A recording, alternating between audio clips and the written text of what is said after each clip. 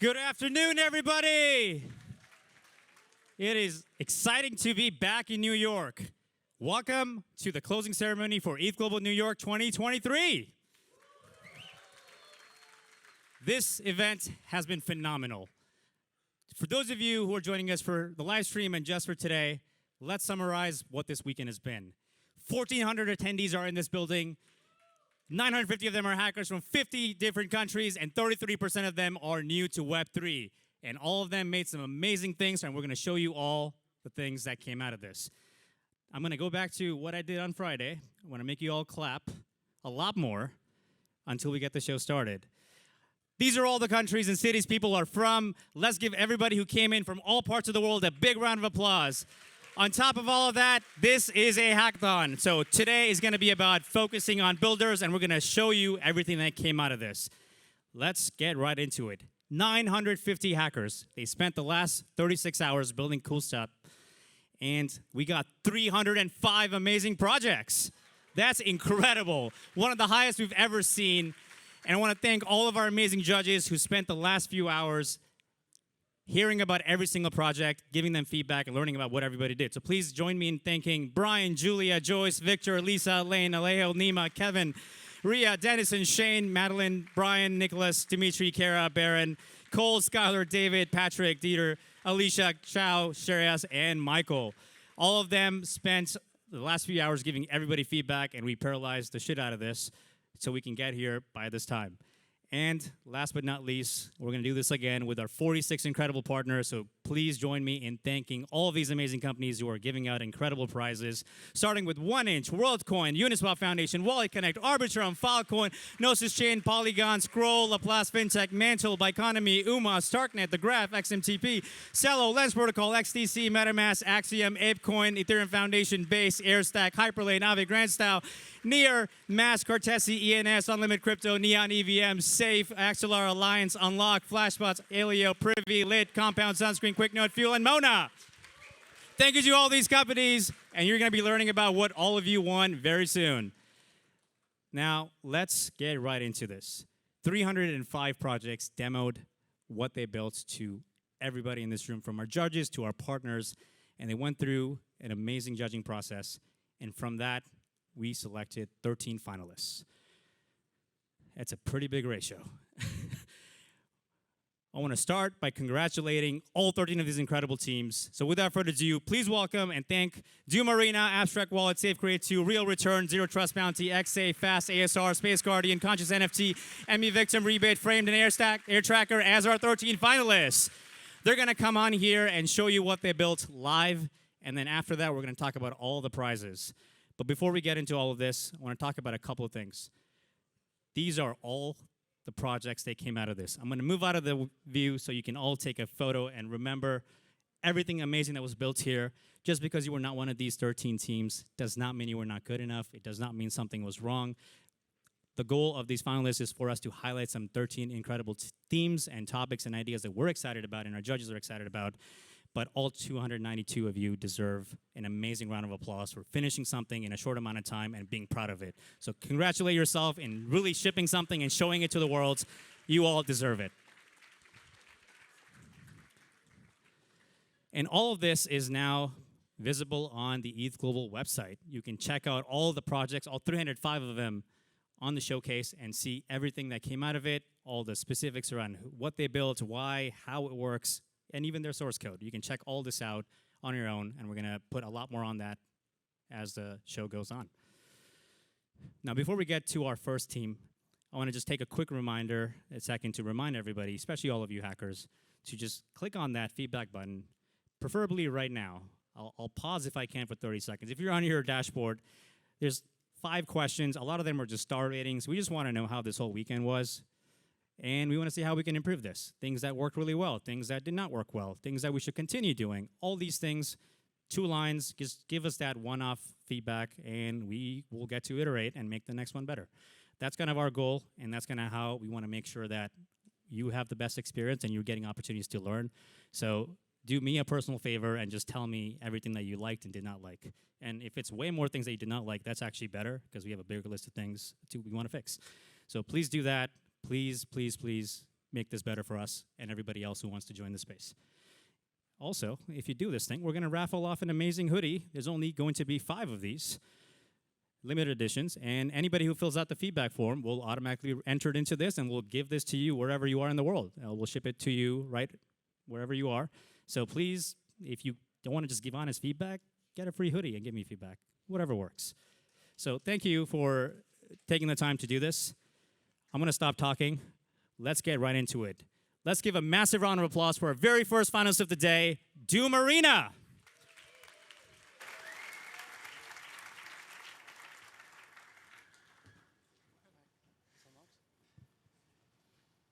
Hey everyone. Is it supposed to show online? We'll switch to your screen in a second. Okay. Anyway, my name is Zach Prater, and we're the team behind Dune Arena. We'll introduce everybody else at the end. Yeah, so the basis of what we built is we wanted to build a creator's economy for game developers. Whenever you build a game, a lot of times it ends up being open source because you don't want to invest in marketing and you don't really know how to make it big. So we wanted to create a way for people to create tournaments for their games to encourage people and incentivize them to actually play their games. How it works is the host or the game developer will provide the initial contest prize pool, and then he will announce this to his audience. His audience will purchase ticket prices. 90% of the ticket price will go into the contest, while 10% will go back to the actual host. After 100 people have participated in the contest, the host will make his money back. After the contest is over, all the money gets distributed to all the people that purchase tickets, and everybody gets something, even if it's pennies. It was created by all of us, Zach Prater, Danilo Turner, Felipe, Eduardo, and I'll get out of the way. All right, guys, let's try some live demo. So this is the interface where you can create a contest, and we can, let me get it started already.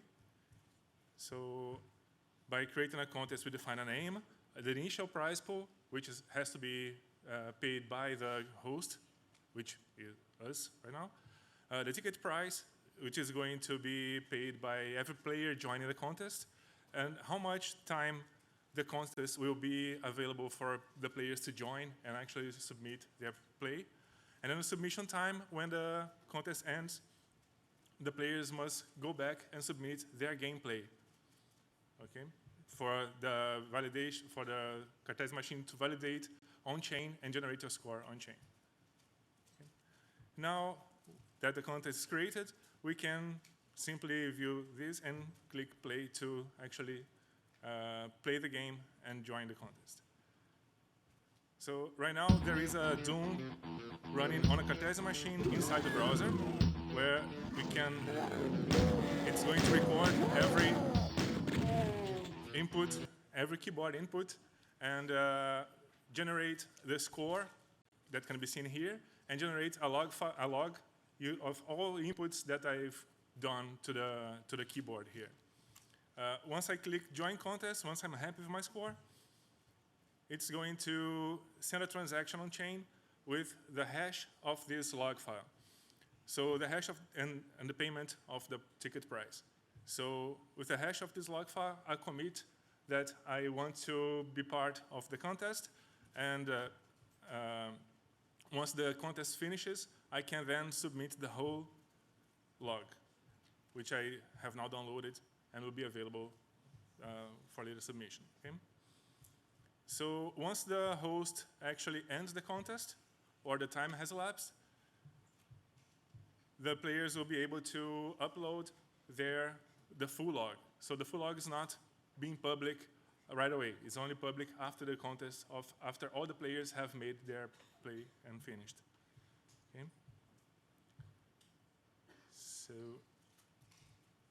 I can now upload the gameplay.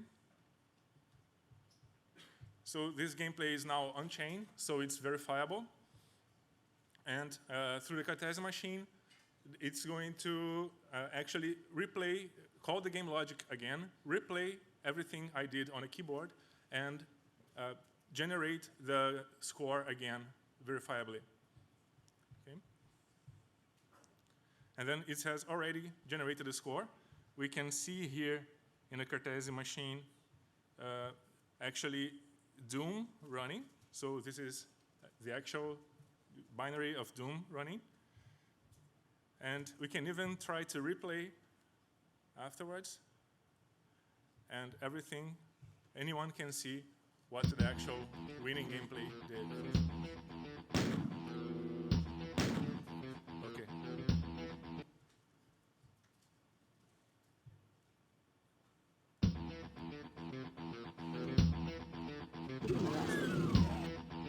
That's a replay.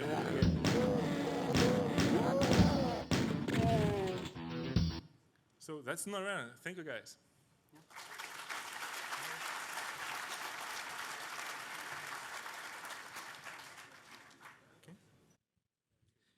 Awesome. That was our first finalist demo for the day.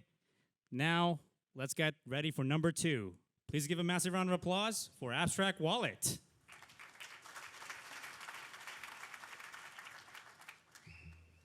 Hey, hackers. So we've seen some Doom, so now we will see some salvation from painful UX. So we're going to present you wallet abstraction. This is the fun part. Things going wrong live. All right, let's see how long this takes. Should be okay, right? I think it's just extending instead of mirroring, so luckily this is a quick fix. And I'm going to narrate this whole thing. Nope, just switch one more time. Okay. Just kidding. I don't know why. Okay, got it. Click, I guess. Here you go. Yep. Sorry. Up.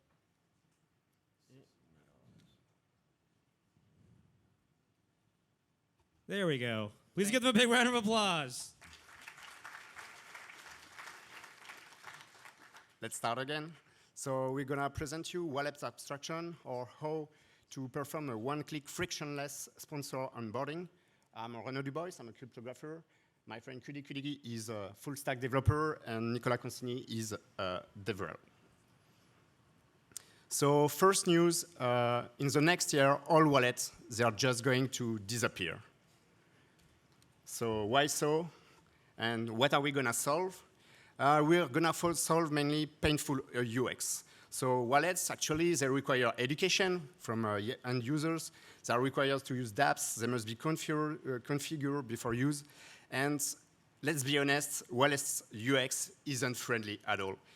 We have this painful management of the seed phrase, and this is something restraining mass adoption.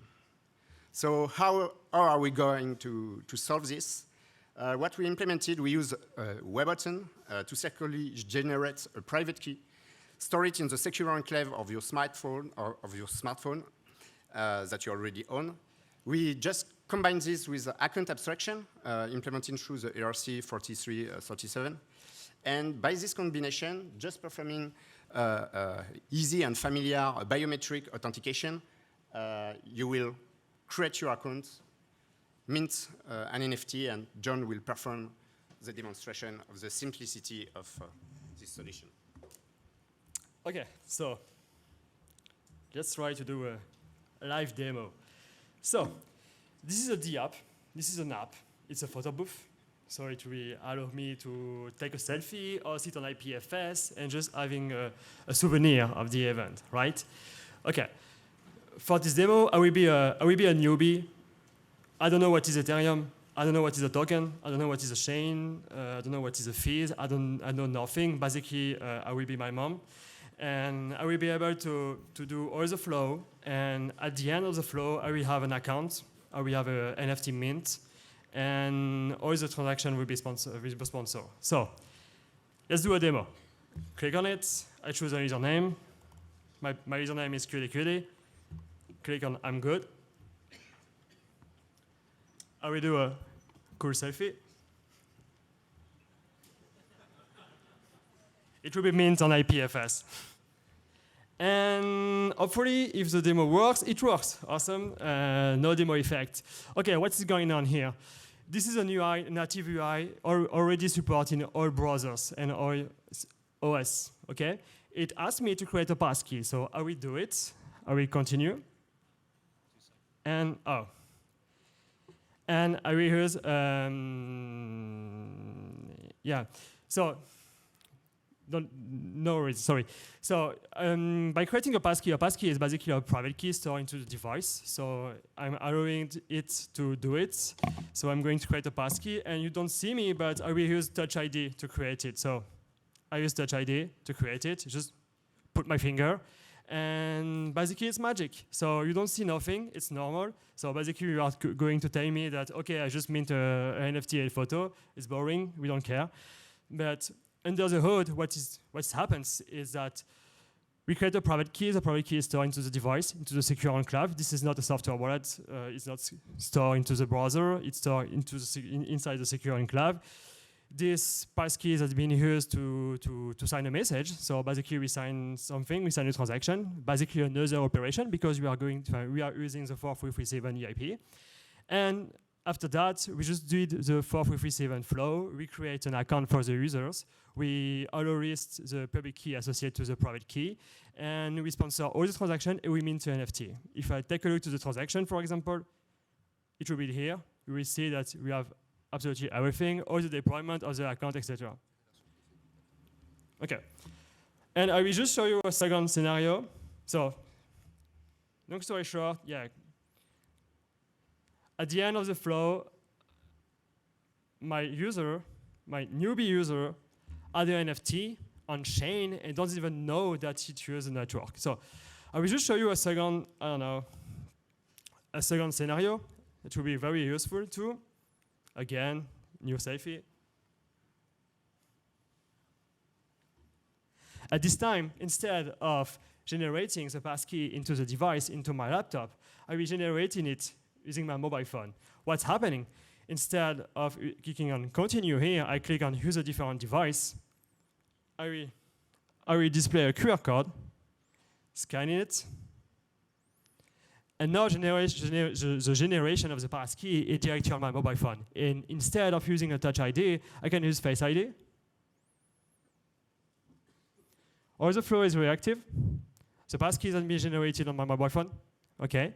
The user operation has been signed into my mobile, and the output has been sent back to my laptop, and everything has been broadcast. At the end, same state, the user has an account with an NFT. All the transaction has been supported by the application, and yeah, that's it. And you have everything on chain, and you can reuse the passkey to send absolutely what you want. If you want to send a ERC20, if you want to send a ERC721, absolutely everything.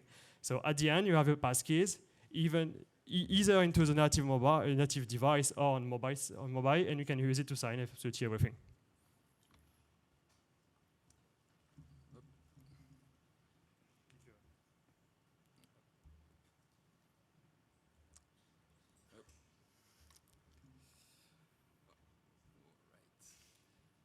Okay. I think. Okay, so what does the future look like? Basically, what you just seen, is much more secure than any software wallet. You have nothing to install. Most of the devices you have in your pockets are already ready to support it, and it lowers the cost to enter Web3 securely. You don't have to buy a hardware wallet from day one, thus making Web3 much more inclusive. And there is no more specific Web3 flow. This technology is already being used by many services that you use all the time. Amazon, everything, GitHub, and no more seed management. So that's it, we solved onboarding. Thank you very much. Awesome.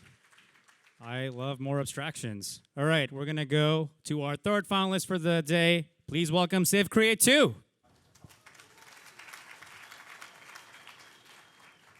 Hi all. If you've tried to deploy a smart contract to the same contract address on multiple chains, you know that multi-chain contract deployments are really hard. Right now, if you try and do that, you kind of have two options. One, you can use a private key-based wallet and pray to Vitalik that you don't lose the private key and mess up your system's ability to deploy on chains or accidentally sign the wrong transaction and ruin the nonce. Or you can have a unique Gnosis multi-safe multi-chain, a unique Gnosis multisig on every different chain you want to deploy on. but then you're managing like 20 different multisigs. And it really is just a pain to do this. But there's a solution. This is Safe Create 2. Safe Create 2 is a tool that lets you deploy multi-chain smart contracts from a single Gnosis safe on a single chain. You no longer have to worry about the security issues of private key-based deployments, and you don't have to manage a whole bunch of different multisigs. You can just deploy from one place on one chain anywhere you want. So it starts out with a little CLI. Let's say I want to deploy this smart contract on every different EVM chain. I would start by running this command, which uploads the bytecode and gives me a nice little link to work with. I'll just copy and paste this and bring it over to my browser. Now I'm connected with my wallet, and I choose one of my Gnosis safes to use for deployment. In this case, I'm going to use it. Now, Safe Create 2 knows about the bytecode, and it'll show you which address you're going to deploy this bytecode to on every chain you want to deploy to, right off the top. And if you change the salts, you'll change the address you deploy to.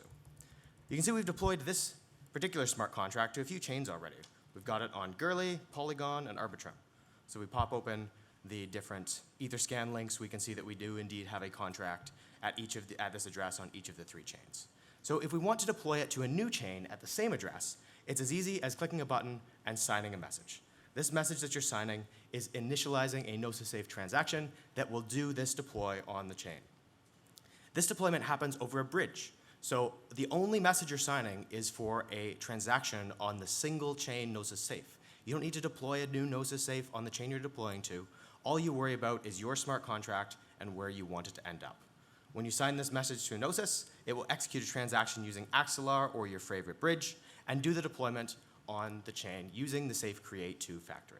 What this means is you no longer have to worry about setting up a whole crazy deployment environment just to get your smart contracts at the right address across chains. You can do this pretty close to out of the box.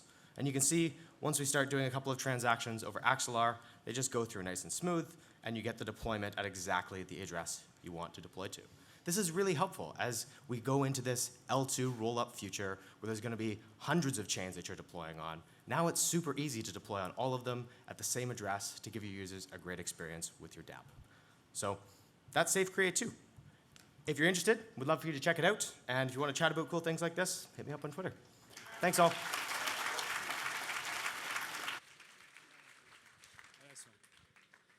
Awesome. Thank you. All right, demo number 4. Please welcome Real Return. All right, good afternoon, everyone. How do I get started? Oh, no, it's not presenting the same. It's not presenting the right thing. Mirror. All right. There we go. All right, so before I get started, I wanted to do a quick poll to the audience. Like, how many of us still remember the GameStop saga 2 years ago, 2021? Like, raise your hand. All right, a lot of people do, right? And that was a big event and made the subreddit Wall Street Bet pretty famous, right? It's still pretty famous today and pretty active today. A lot of people doing, I don't know, like YOLOs or gamblings or technical analysis there. But also other things happening there as well. Those are like fake game posts. Like, look at this dude claiming that he had 5,000 return in a day, and this one had what, like 269,000% in a week. So up till today, you have no way to really verify or unverify it. Like, you can just examine a screenshot saying this doesn't look right, or just do some number games on the numbers and say this is definitely not true. But no, you don't have a way to say this is not true. But this changes today. So after today, if someone tells you that they had a 200,000% return, you tell them that, show me the proof or get the fuck out. And then they will say, all right, it's just 4%, but this time it's real, and I proved it on real return. And you say, like, what the hell is real return? Right? Enough talking, I'll just do the demo. So this is real return. This is our open investment return leaderboard, which only allows real verified returns. It has weekly, monthly, yearly, of course, biggest gains and also biggest losses. And so now I want to join the leaderboard. So I'll choose, right now we only support connecting wallet. Of course, this is ETHGlobal. And, but later we will support more, like connecting your Reddit, connecting your Twitter. You sign in with your wallet address. And now I want to prove my investment return on my Robinhood account. So this will lead us to the Jomo app. I'll explain what happens once I log in there.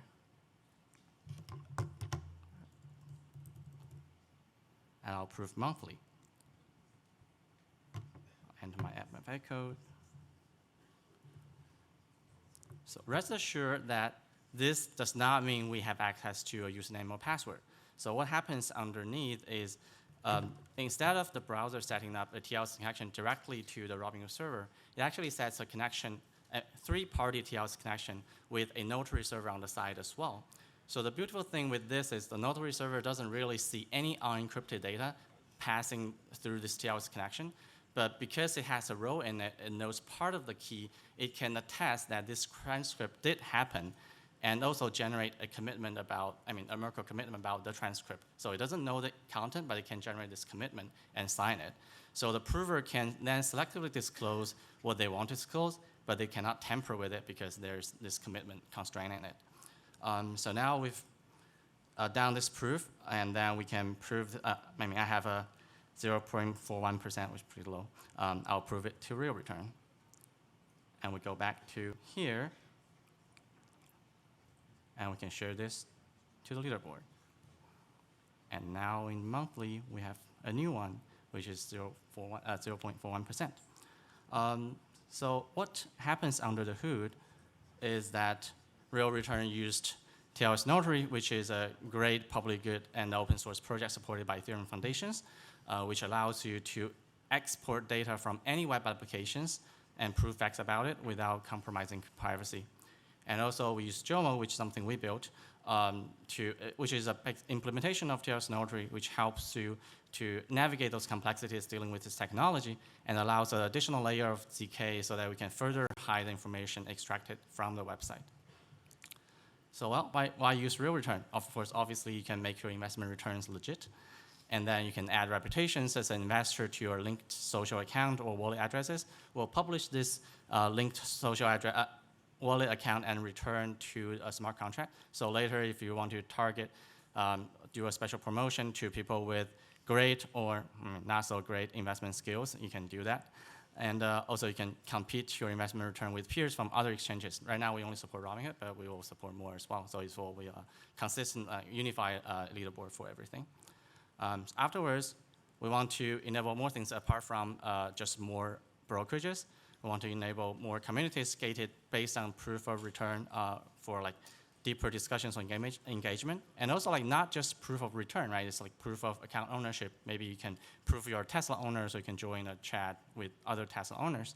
You can expand this to other proof types. And then we can allow more applications to use this instead of just showing off on a leaderboard. For example, you can target a user that has very active trading activity somewhere and give them a special promotion to come and join, test out your product as well. So yeah, this is us. We actually published this to production, but it does require a bit of faster internet, realreturn.xyz. It does require to have at least 2 megabytes per second internet right now to use it. Otherwise, it gets stuck. But we will fix it soon as a fast follow-up. You can also follow us on Twitter, on Discord, or head to jomo.id if you want to explore more use cases with us. All right, thank you. Awesome. Not only was that a cool demo, it worked in production. That's awesome. All right, next up, our finalist number 5, Zero Trust Bounty. Please give them a big round of applause.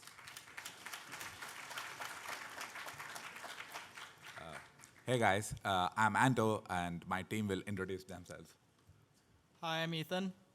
Hey, I'm a noob. Okay, so who here has heard of bug bounties? No one? Okay, bug bounties, right? So it's when a hacker finds a bug in your project and you want to incentivize them to report it to you, then exploit it. So that's the idea behind bug bounties, right? And we have a lot of this in Web3. But bug bounties are a trust game. So let me pull up my slides. Okay, so we are introducing zero trust bounties, where we are trying to disrupt the regular bug bounty scene, where we trust an intermediary with valuable information. Businesses trust them with like proprietary data. White hats trust them to like do the right thing. And there have been instances where these platforms have been hacked. Businesses may not behave, legitimately. White hats may not have gotten paid fairly. So these are the problems that we are trying to fix. So how do we do that? So for example, you can think of a web vulnerability as an API request and a response. And using TLS Notary, we can attest to the validity of the response, and the secret sauce, which is what the white hat is doing, is in the request, the HTTP request. So using TLS Notary, we can hide the request, but a verifier can attest to the validity of the request and the response. So when I share the whole transcript with a business, they can be assured that this was a legitimate HTTP request, and this was the response from our web server. So we'll have a live demo of that. And then, then the next problem is, how do white hats get paid fairly, right? So it's up to the businesses to set the price of their bounty. So we are solving that using the LIT protocol, where the request is the secret sauce, right? We encrypt the request using a threshold scheme, and you can set a condition that I need to get paid like $100 on this wallet, and when that happens, the decryption will happen using the lit network. So it's trustless. Whenever the business chooses to pay for your bugs, they'll get access to the decryption keys. And let's do a live demo now. Okay, so what we are doing right here is choosing to hide the HTTP request headers and the body using option 3. This is all on GitHub if you wanted to.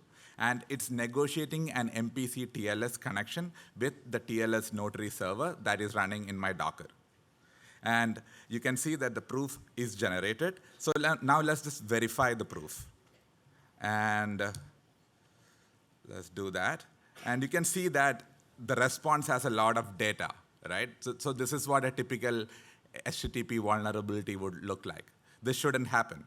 But if you scroll up, you can see my request is fully hidden. I don't know what was the request I sent, but the proof proves that when I executed that request, I got this response, and it looks vulnerable. So as a business, I want to buy this. So what do I do? So here we use the LIT protocol, where a white hat can update their bug bounty report here. So this has all the information in clear text, and then you encrypt, okay? So it is encrypted now, and you can store this on like IPFS or like however, and they can get access to it. But to decrypt,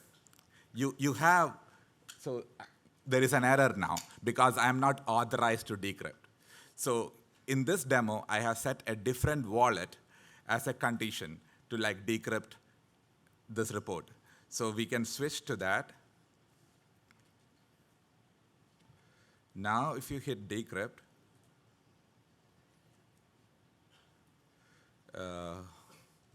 we sign the request, and you can see that the file was decrypted. And if you want to like look into the internals of how this protocol works, you just go to the console, and you can see that the decrypted data is out here, and it's an MPC scheme. So that's what we are doing. And what this enables businesses to do is host their own bug bounty programs, and you can cut out the middleman. You can keep your data private, and the white hats can choose how much do they want to get paid for the bugs they find. So that's basically it. That's Zero Trust Bounties. Thank you so much. Awesome. Another sweet, slick demo. Let's welcome our next team, Xsafe.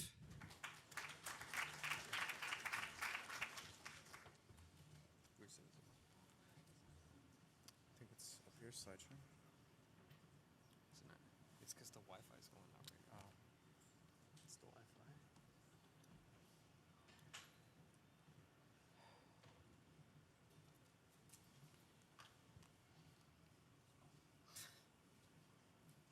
Dog. Dude. Hold on.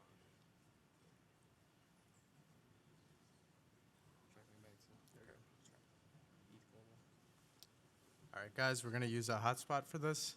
We're Xsafe. My name is Adam Kukulich. I'm Justin. I'm Hector Quinones. I'm Christian Figueroa.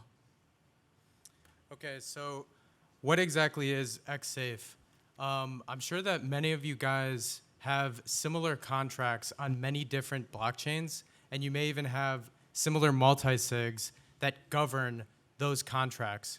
And whenever you need to perform an admin function on all of the contracts, you need to sign a message on chain 1, switch to chain 2, sign a message on chain 2, and so on for all of the chains. And this is a really cumbersome process.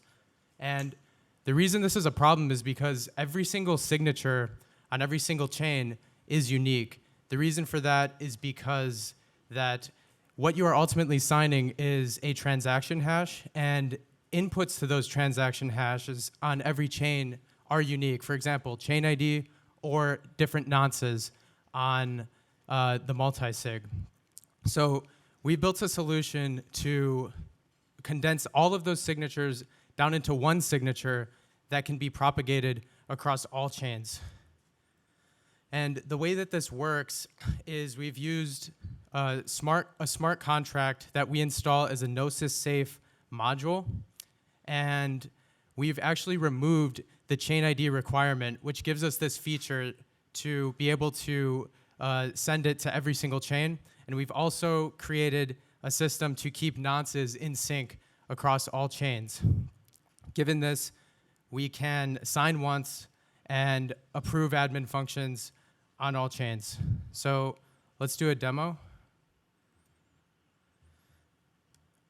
So here we have an example admin function of what you might be. By the way, look at our great UI here, guys. So an example admin function might be just to like increment some counter. So here we can see the counter is 6. And what you see on the left, this stack of 3 on the left is on GoEarly, and the stack of 3 on the right is on Polygon.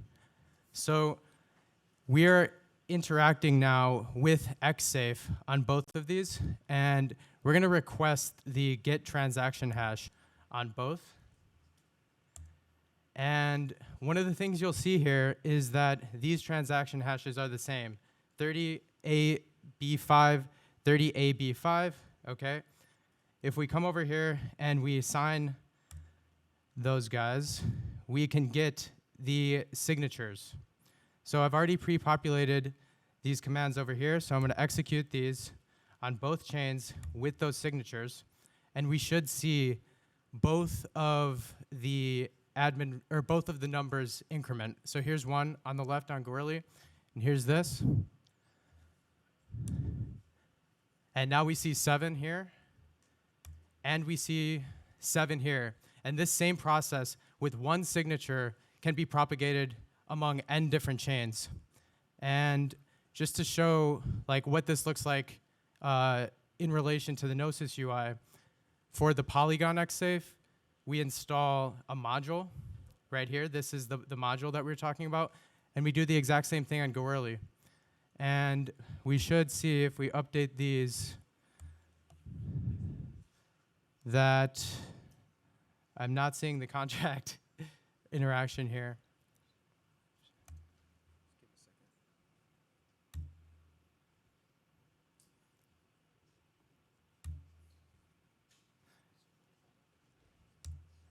Yeah, sorry guys, not seeing that here, but we have proof that it did indeed update here. So we can move on.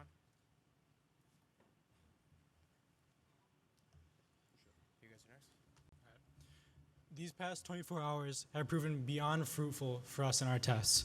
We have proven successful protocols on Polygon and Goerli ETH. What are you doing? And it's successfully achieving single-click multi-sig aggregation, but that's only the start for us. So the next plans that we have for this project that we have is we want to do some more robust edge case testing, which in layman's terms is we want to essentially try to find a way to break our own function to make it as robust as possible and, instill a whole bunch of safeguards to prevent, issues that can propagate on one chain that can transfer to other chains. We also want to do some intensive security audits to, again, make this a more robust system. And after that, we're just going to create a beautiful little front-end user interface. And we hope to see mass adoption for this idea relatively soon. So, yeah.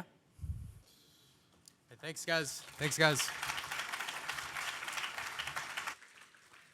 Well, congratulations. Just because it didn't show up on the UI does not mean the network doesn't have it, but that was a really cool demo and a super useful utility.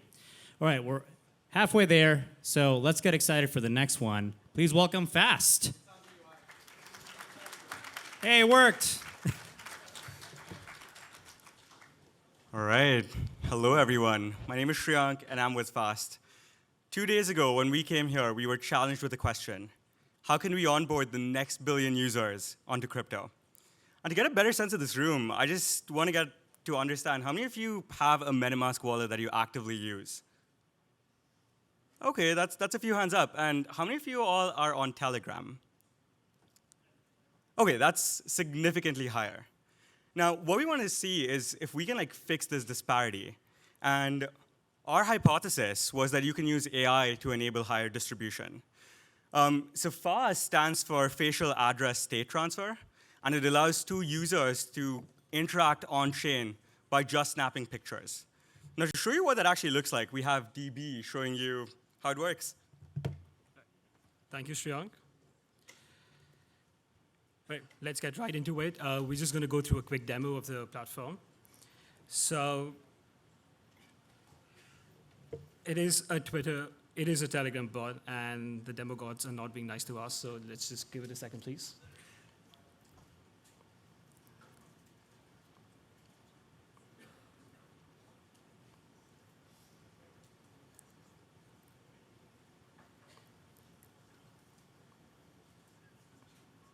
And right, there we go. All right, so the way the platform works is it's just the normal Telegram bot. You go there, the handle is called official fast bot. It's right there. Now, I just need to take a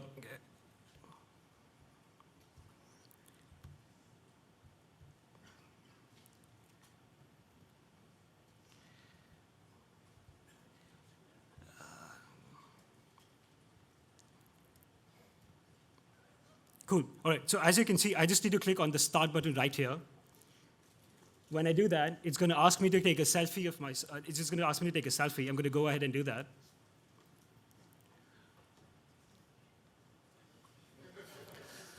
Right, there we go.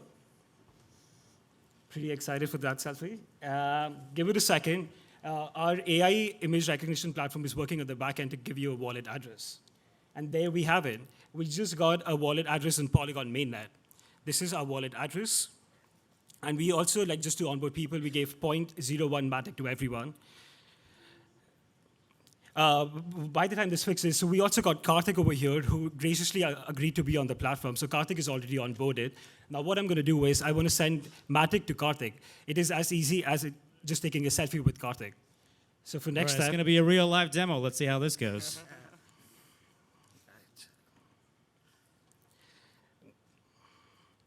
So we could figure out the difficult part of the blockchain, but we can't figure out screen mirroring. I'm sorry about that. Figured out AI, but not AV. No, but not AV. Let's just give it a second.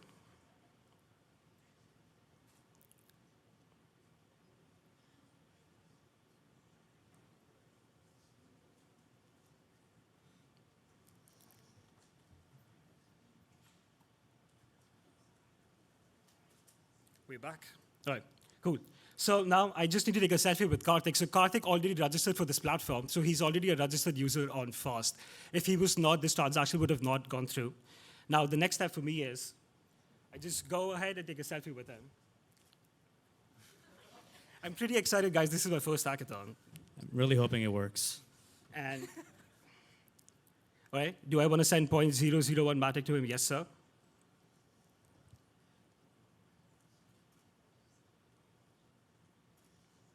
The suspense.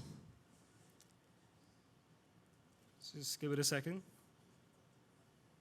And Fast is processing this transaction. I just got a message. And there we have it. This is all on Polygon mainnet. And Karthik also received a message on his Telegram that he received 0.001 Matic. We're going to try something, which is, can we zoom into this to show the latest transaction on my phone in my hands? That's the message I just got of the 0.001 Matic. That's amazing. There we have it. That is the demo. And now Aditya's going to take over.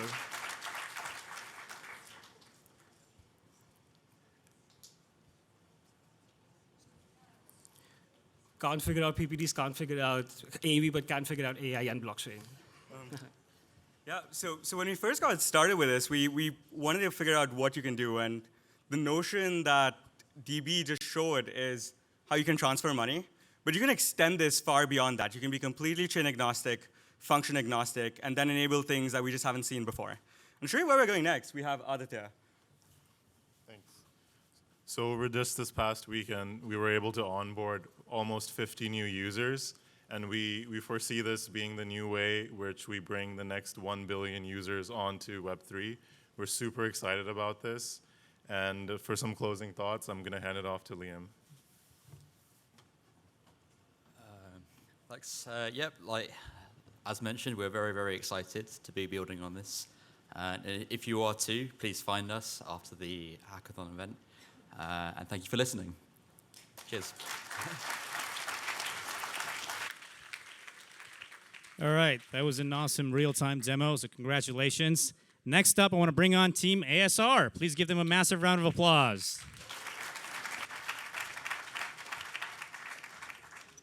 Hello. Hello. So we're Team ASR. Great to be here. My name's Alyssa Karchmer, and I'm here today. Sorry? We lost the screen. Oh, we lost the screen? Oh, okay. She's going to have to mirror it. Okay. Is it good? You want to do it? Okay, so we're Team ASR. My name's Alyssa. I'm here today with the lovely developers that helped make this all happen. Henry Golden, Crystal Tai, and Sripriya Srikumar. So picture this. You own a smart contract. You lose the the private key associated with the EOA that owns that contract. Today, you're kind of screwed. But with ASR, not anymore. ASR enables a user to recover ownership of the smart contract without using the signing keys from the original EOA. How do we do this? Well, we link the ownership of that smart contract not to an address, but rather to a person. I'm going to pass it off to Henry to tell you more about how this all happens. Remember, when we look at the demo, the screen on the right is a simulated phone screen. The screen on the left is our site. Henry? Cool. Hi, everybody. So do you want to walk through as I do it? Anybody awake? Everybody still awake? We're on no sleep, so anything's possible. So what's happening here, the first thing you do when you come into our app is you want to deploy a contract and be the owner of that contract. So first thing you need to do is sign in with your wallet. We use ThirdWeb, connect with MetaMask. The next thing you need to do is sign in with WorldCoin. And what this is doing right now is generating a request for you to sign a proof with your World ID. And that proof comes with a unique identifier called a nullifier hash. So essentially what we've done is we've taken the OpenZeppelin ownable smart contract and made a couple of very lean enhancements to it. So in the constructor, when you deploy an ownable smart contract, you pass in a World ID proof. That proof gets verified. The smart contract stores a unique identifier of that proof that the owner can use later to claim the smart contract from a different address. So in our flow here, the first step's to deploy. So what we're trying to do is connect to WorldCoin. Sometimes in testing, this is instant. Sometimes it's 5 or 10 minutes. But don't worry, we have a plan B. So what we're going to do, I think, is we deployed it backstage right before we came out. So if we want to show that deployment. This is a contract we deployed right before we came out here. So like I said, this hinges on the concept of a nullifier hash. It's unique based on 3 things. Your world ID, the app you use to create the signature request, and the button you clicked on that app. So the only way to recreate that proof is to be the same world ID holder logged into our app. So we've deployed a contract. The next step is to claim that contract from a new address. So the use case here is you lost the key you used to deploy initially.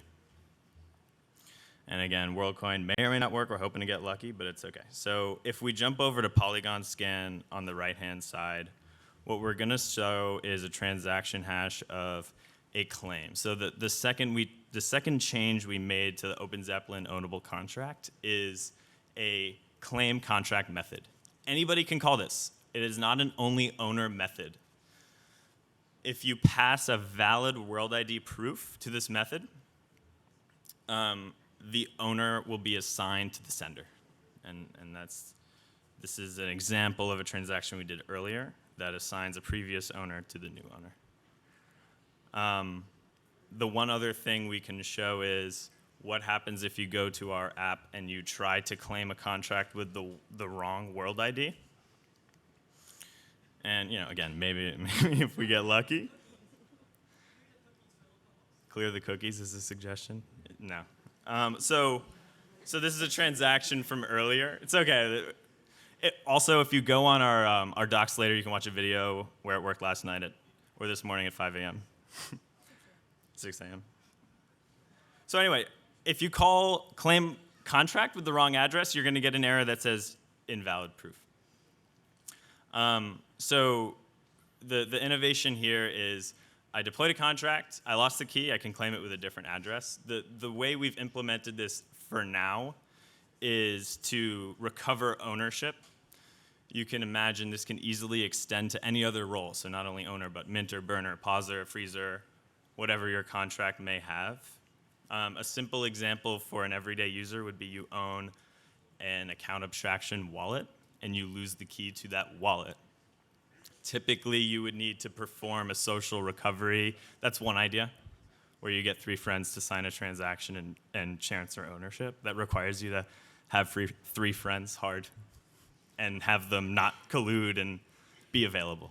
So hence the name antisocial recovery, but we envision many other use cases. Maybe, Alyssa, you want to talk about some of the future use cases of this? Sure. So one of the ideas that we actually talked about with someone from MetaMask, which was really cool, would be the ability to recover balances from a smart contract by basically yanking the funds out of them. So if I can have a mapping of the address to the balance and a mapping of that address to the nullifier hash, then I can basically recover those funds. So that's one of the many interesting use cases that we see coming up with this. You might be thinking, though, can anyone just create a nullifier hash? Well, no, you can't. Like Henry mentioned previously, this nullifier hash is generated by the unique action, clicking a button, the app ID on our app, and then finally the unique user ID, which is your world ID. So you might be able to recreate the action on our app, but you wouldn't be able to do it because you don't control my world ID. So that's, like Henry mentioned, the unique innovation here. We hope that developers will use this to explore many of the different use cases that we see. So excited to see where this goes, and thank you all very much.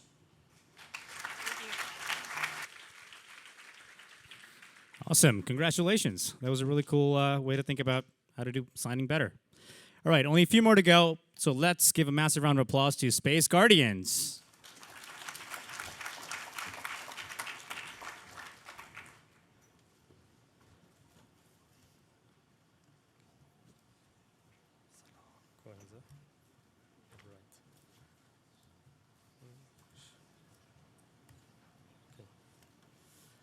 All right, thank you very much. We're Team Space Guardians from CryptoSat, and we worked on satellite-secured wallet recovery. So it's great that we're right after the previous talk. So CryptoSat actually builds and launches satellites, like real satellites, into orbit, and we're building using that an infrastructure for securing Web3, an infrastructure for the network state, independent of any particular jurisdiction. And those are some footages of the launches of our first 2 satellites, and we're working on the third. What enables us to do what we'll show is some previous thing we've done with experiments on the International Space Station, launching satellites, participating in the Ethereum Foundation KZG ceremony from space. So essentially building a trusted execution environment that's outside of any physical reach and is completely tamper-proof. The problem that we worked on is essentially related to regaining access to lost wallet account. So there's no forgot my password button. It doesn't exist in Web3. And you need to do things like, for instance, social recovery or backing up your keys. So social recovery is a great thing, but there are some security issues with that.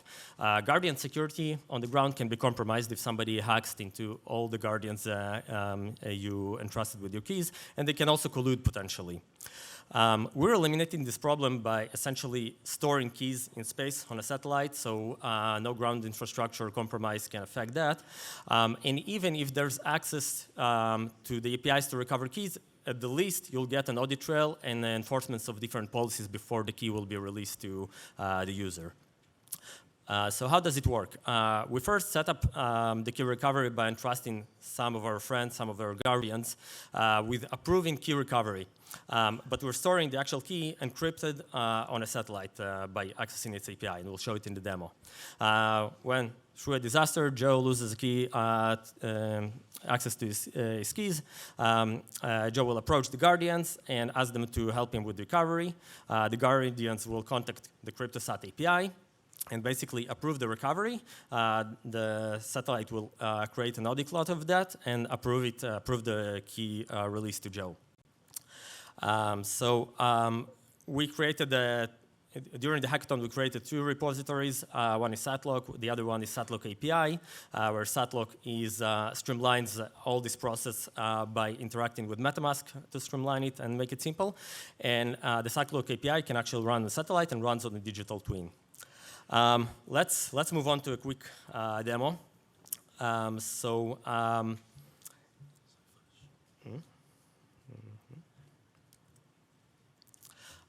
here I'm gonna start with backing my account, and I took a note of a few keys and numbers I can get from MetaMask just for spinning it up.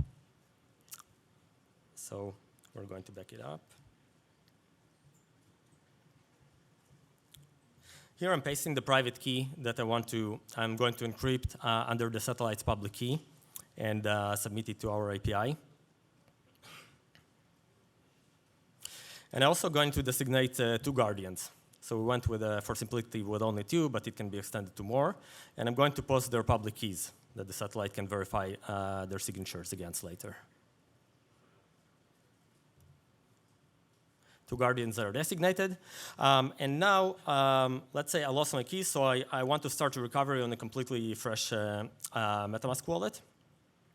So I'm starting the restore recovery procedure. And for that, I need the guardians. So they need to approve the recovery. I'm getting in touch with my friends, telling them, hey, help me with this key and help me get access to the wallet address for which I lost the private key. So they're approving that, 2 of them.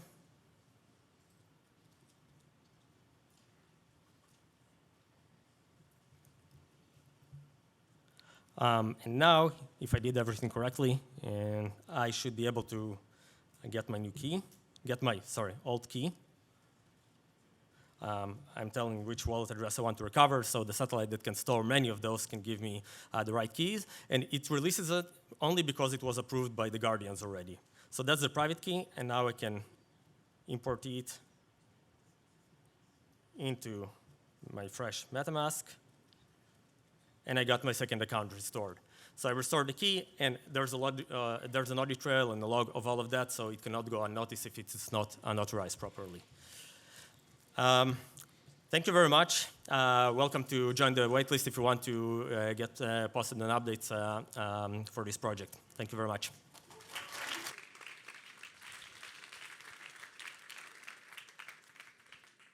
Did they just really talk to a satellite just now? What? That was awesome. All right, a few more to go. So let's give a massive round of applause to Conscious NFT. Hey, good afternoon, everyone. We're excited to be here. Today, I'm going to share with you Conscious NFT. This is a set of AI tools that can bring your NFTs to life. Have you ever wondered what your NFTs might say if they could talk? How they might communicate between each other and with the real world? What we're bringing is a set of AI tools that NFT founders as well as individual owners can use to bring their communities, their lore, and the personas of their NFTs to life. As an individual founder, you want your community to come together around a story. You want them to help build the lore and tie bonds with each other. Using our tool set, you can set up that lore as an AI engine and then create interactive scenarios for personas to interact with within those. So imagine two PFPs having a battle amongst each other, like a battle of wizards or other scenarios, and then win prizes for executing those. You can also incorporate real-time events on-chain using graph monitoring, whether it's like lore being written to chain or even transactions on-chain that then get incorporated into the AI lore of that project. As an individual owner, you can create a distinct persona, provide a backstory, a name, a history, a motivation for your individual NFT. Once you have a model that you like, once you've got great prompts, you've got a fine-tuned model, you can then write that to IPFS and mint a token that records the hashes of those IPFS. So now you have an LLM model that you can prove you created and you own. In addition, you could integrate with Twitter and Discord, so now your PFP not only can chat, but can tweet and can come into the Discord and communicate with the other founders as if it's a member of the community itself. An example of a challenge, the wizard battle is one, a rap battle might be another. You could also do dating, where you have two NFTs that go out on 3 dates. The one persona talks to the other persona, and then after the chat takes place, you grade it, determine if they fall in love, and if they do, you take a stable diffusion description of the two images, combine them together, and mint a child NFT, very like CryptoKitties DNA. The tech stack is Next.js, Postgres, React, Tailwind. We used 1inch and Wallet Connect to connect to the individual users and bring back their NFT information. For the AI, we're using OpenAI, but it's swappable with an open source LLM. Just for time's sake, we use their API. And then we're writing the actual model to IPFS itself. We didn't actually get to the subgraph implementation, but the idea would be that you'd read from subgraph to record on-chain transactions. So with that, let me show you how it's done. This is the actual application. Start with Connect Wallet. This is just to authenticate the user, understand that they're connected. It can be multi-chain, doesn't matter if it's Ethereum or Layer 2. Starts with the project owner. They would come in, they would provide backstory for their project, a history of the lore, different scenarios or challenges they want their personas to complete, and potentially prizes that they might want to give out for those users that execute on that. In this case, I'm using a noun scenario. When an individual owner comes in, it would connect to their wallet, understand their ENS name. They'd be able to pick from the NFTs that are in their wallet and then provide the backstory for those particular NFTs that they want to create and bring to life. One of the concepts we want to integrate is incorporating individual ENS names, not with the wallet itself, as most of us know and can do today, but with individual NFTs. So each NFT in your wallet has its own distinct name. Once you've got all that backstory in there, you submit it, and now you can start to play in the playground and interact with your persona. Hey, what adventure do you want to get up to today? What's this doing is on the back end, it's taking all that context that we just put in, bundling it together into a prompt.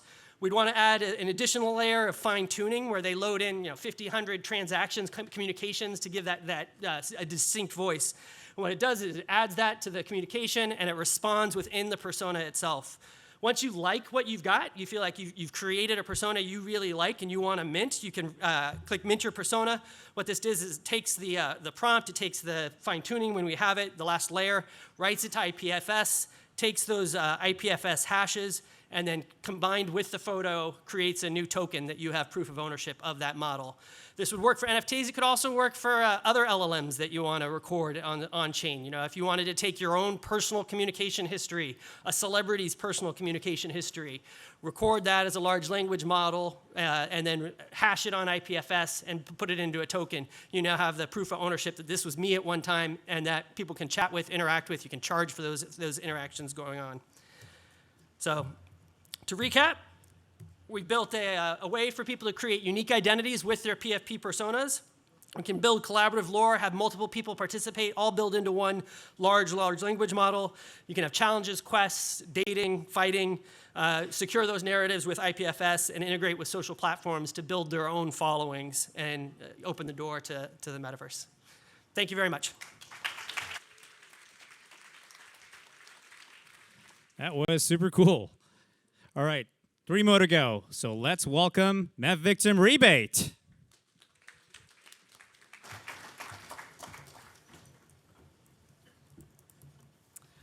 Hi, we're Mev Victim Rebate.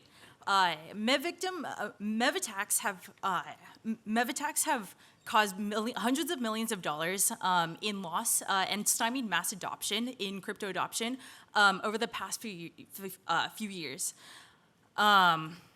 Sorry, I'm a bit nervous.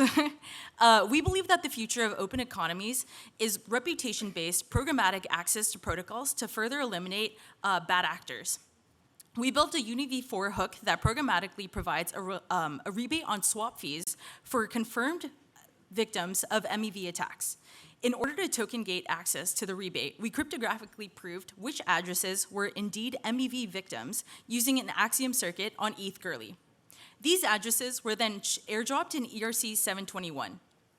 Because there is no UniV4 contract on ETHGlobal, we deployed Hyperlane on Scroll, which allowed us to bridge the token to Scroll and grant the token holder access to the swap fee rebate on the special UniV4 pool. In a larger picture, we proved eligibility on-chain using Axiom, then used a token representation of that eligibility to unlock privileges on another chain. Due to time constraints, we will focus the demo on the cryptographic proof using a subgraph of ETHGlobal transactions.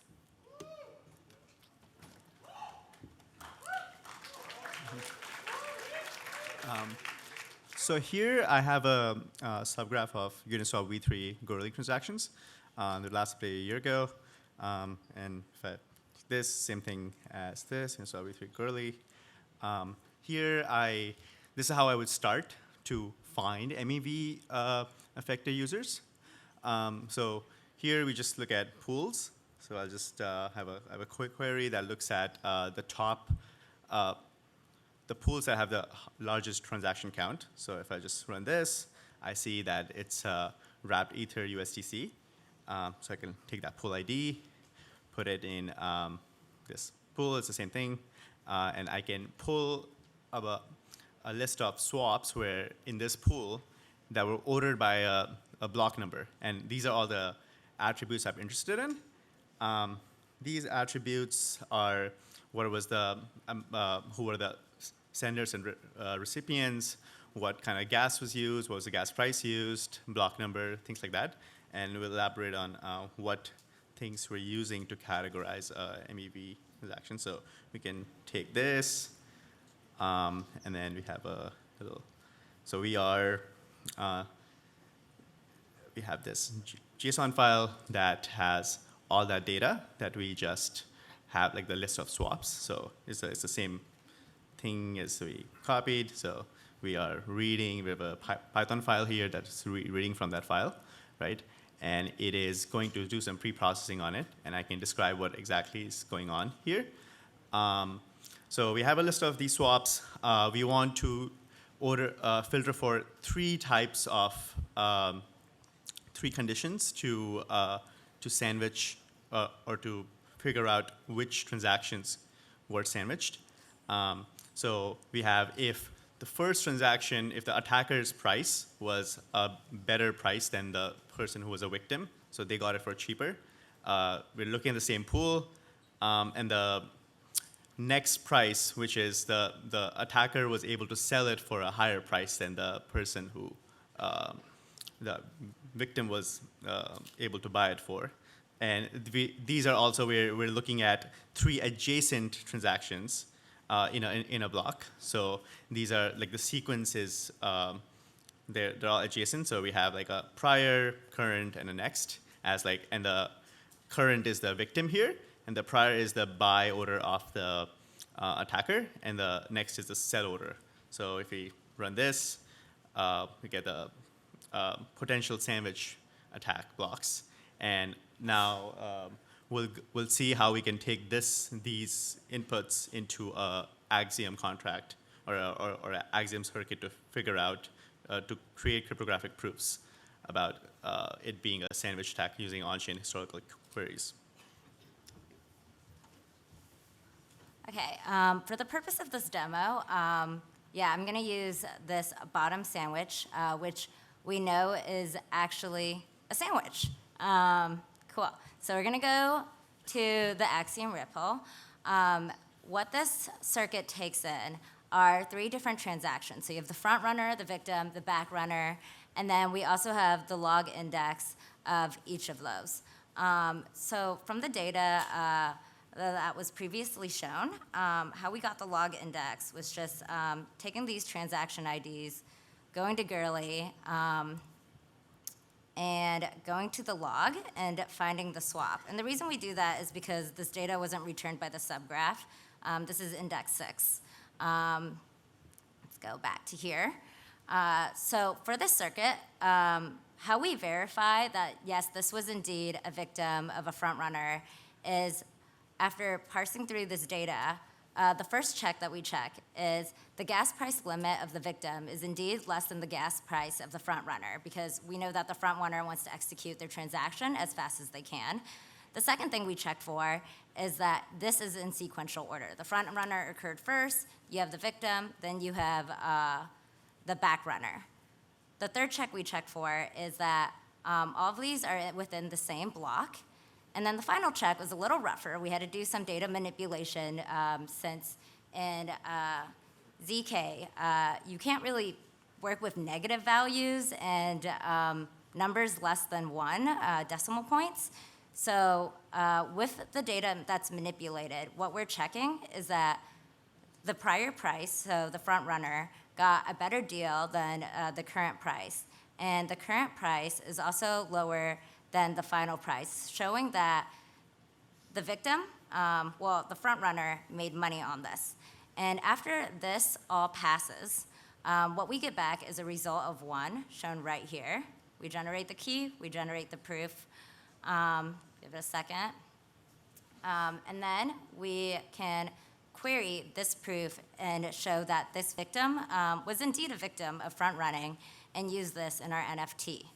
I'm gonna just show what happens when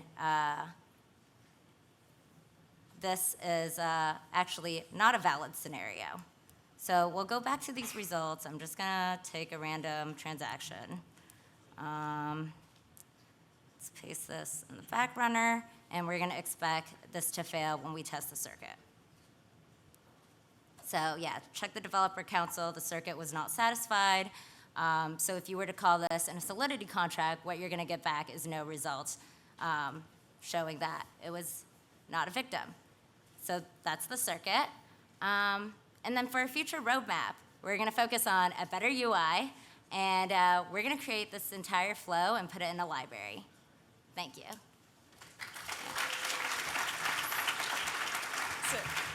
Nice. Amazing. All right, 2 more finalist demos to go. So let's give a massive round of applause to Framed.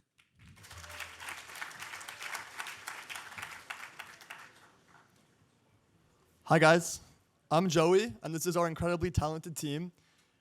This weekend, we built Framed, a social game with fully on-chain hidden mechanics. I guess this one. So we know that Web3 is the future of finance. I mean, that's why we're all here.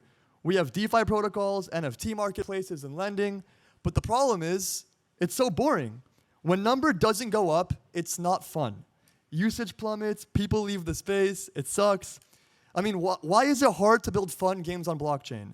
How can we make Web3 experiences that are accessible to everyone?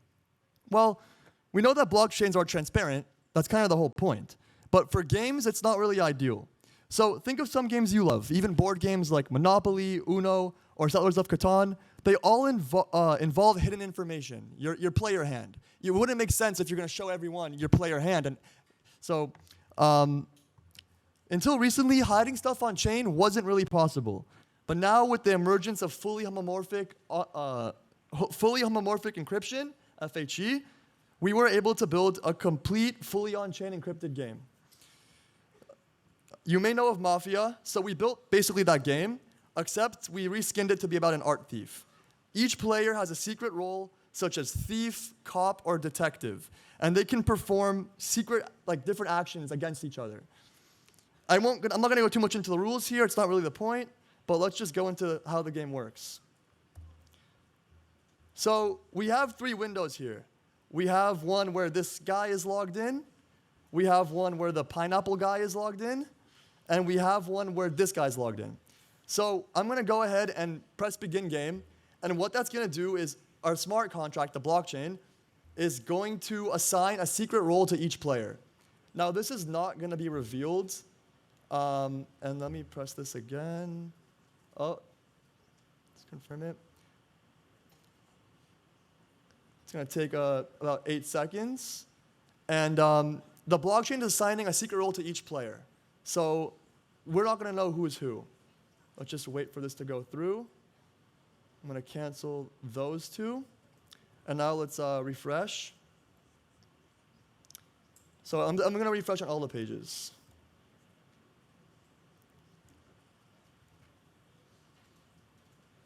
So now we can press this view role button, and it's going to tell us what we are, but no one else can see this. So we press view role, and okay, so we're the thief. Your role is thief. So we can go ahead and kill someone. Pretty dark. Let's see this role. Okay, detective. So we can go ahead and check who the thief is.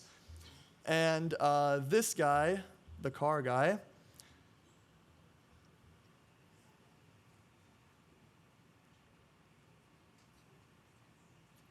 just sign one, reject the others.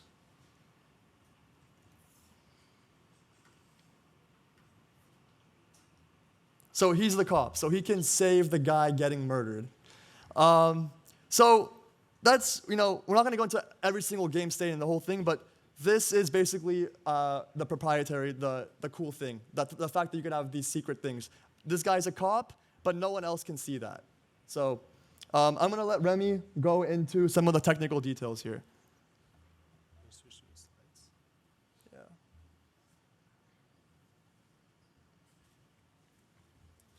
Yeah, so as previously explained, so fully transparent blockchains are very limited for gaming because everything is public, and the fun mechanics oftentimes have to do with hidden information. And so far, ZK has been very limited in providing privacy for games. This is because the private information has to be stored off-chain, which doesn't help in coordinating multiple players in a game. So this is until recently with fully homomorphic encryption, also known as FHE. We can allow encrypted states to directly live on-chain and also to be computable. So imagine this.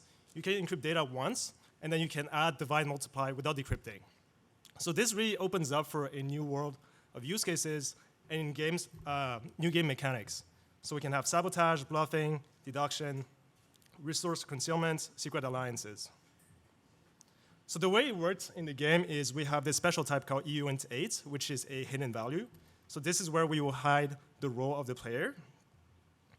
And then players can take action against other players while remaining private.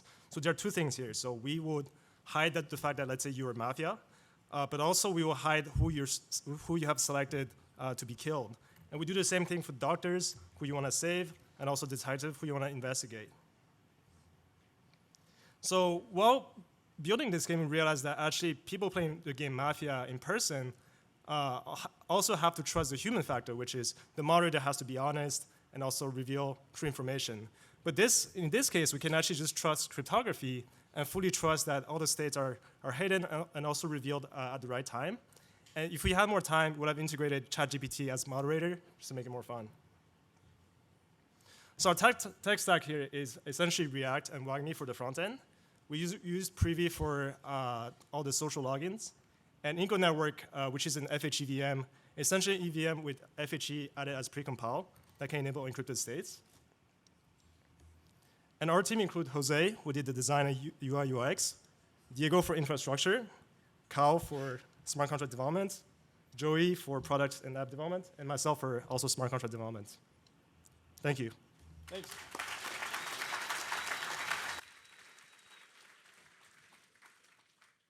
Now we've seen every single theme here. You got MEV, FHE, ZK snarks, you got all these circuits, we got NFTs and AI. There's one more thing missing, which is a touch with the real world. So for our last finalist demo, please welcome Air Tracker. There we go. All right. Hey, everyone. So most of you probably know what AirTags are. You might even have some. They're little Bluetooth beacons that Apple released a few years ago. And they have a global network where iPhones will ping off them to figure out where any of them are. So I have one in my backpack, and I can always see where it is. It turns out that shipping companies are now even replacing GPS tracking in trucks with AirTags because they're way cheaper, they last way longer, and they're very easy to deploy. But there's one huge issue, which is you can only see your AirTag location in the Find My app on your iPhone or your computer, and you can't see the historical location. And in particular, you can't prove to a vendor or a customer that a certain truck was in a certain place at a certain time. You can just see where it is right now. And so my goal with AirTracker is to solve that by pushing all of this location data on-chain.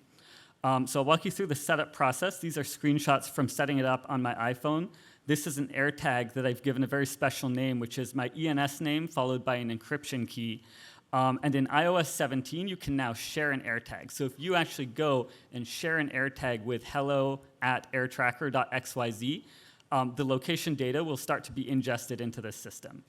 So here's that AirTag in my UI. If I click on this, I can see all of the location data from the beginning of today for this AirTag when I started tracking it. So you can see this is where I'm staying. It came over here to the pier for ETHGlobal, and it's pretty much been around here ever since. But I wanted to test this out with a more realistic situation like we would have with a truck driving around New York, for example. But I didn't have access to a truck. So instead, on my way over here, I dropped an AirTag in a small crack in a bus. I rode the bus. I put it between the seats, somewhere no one would find it. So if I add that tag here, we can see the bus has pretty much been driving up and down the whole day.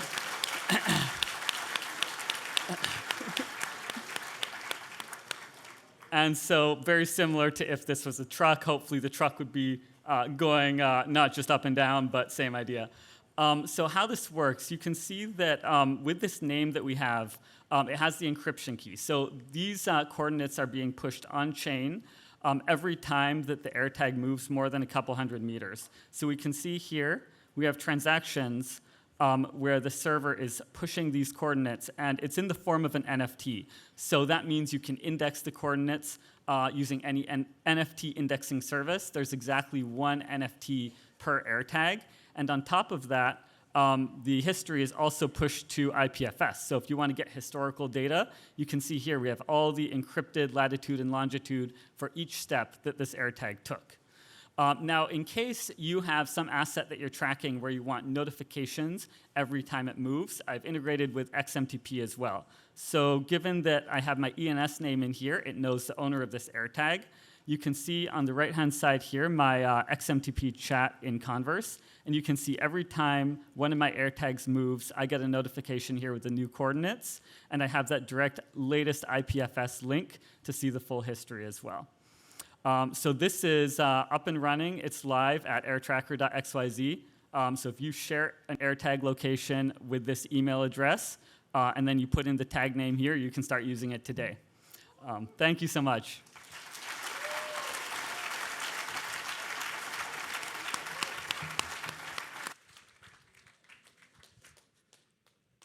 And there you have it. Please give a massive round of applause for our 13 finalists. All right, finally we're seeing some energy. Well, I hope you preserve this because we're getting to the good part. All the amazing prizes. $500,000 worth. So, let's get ready. Or more importantly, I'm going to get ready to read 100 slides of all the amazing prizes. Okay, well, this is how it's going to work. If you hear your project name, you shout as loud as you can. If you are the top shouter at the end of this, you will get a special gift. And I will not tell you what that gift is. So, you're going to have to bet on that being good enough for you to shout louder. Are we ready?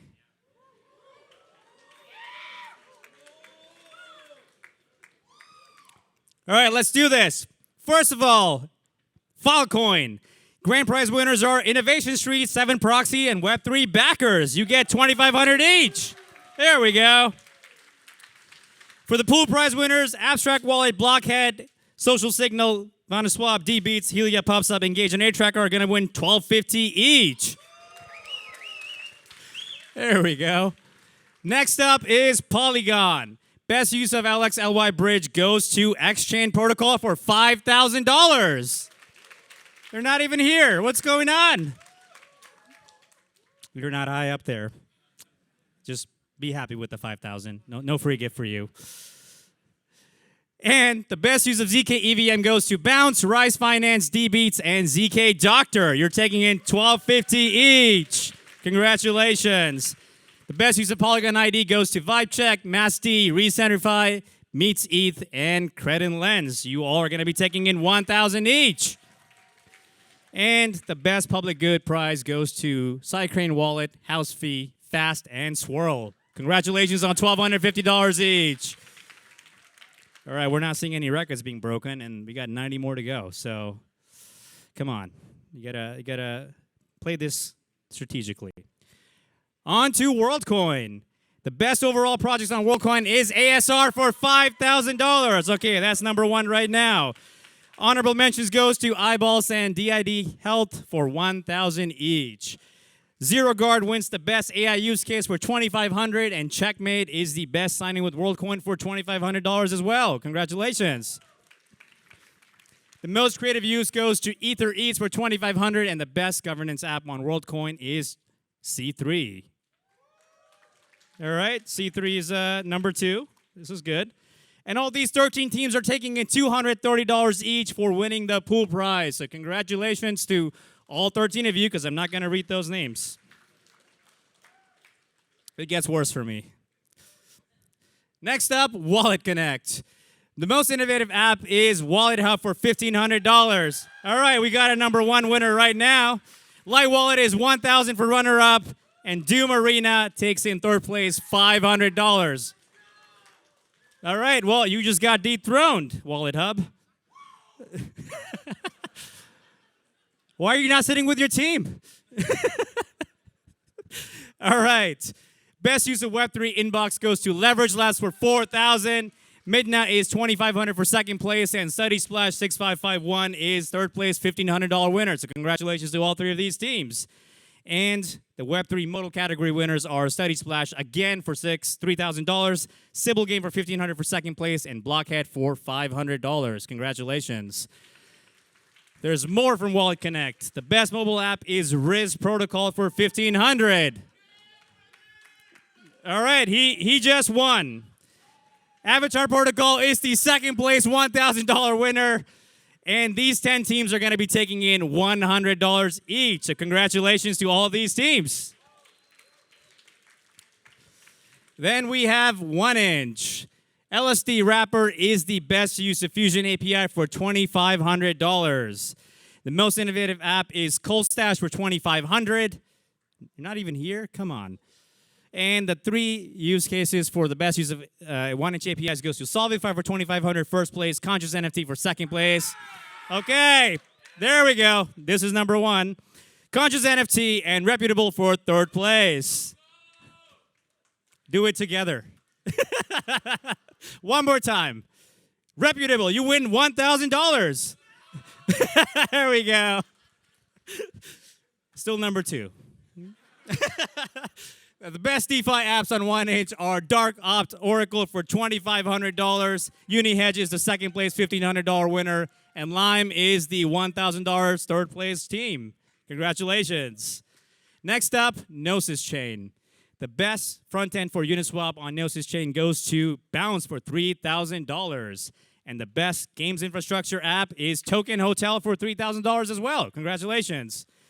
And these 14 teams are going to be taking in $142 each for the pool prize. There we go.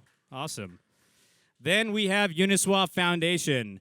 The best use of hooks goes to NFT Pool Party, 0xy, Axiom LP Management, and UniV4 CCLP Hook. $3,000 each. Congratulations to all 4 of these teams. Are any of you here? There we go.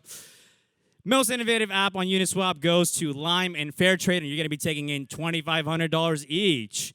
Then we have the best DevTools category and NYC V4 Hermit.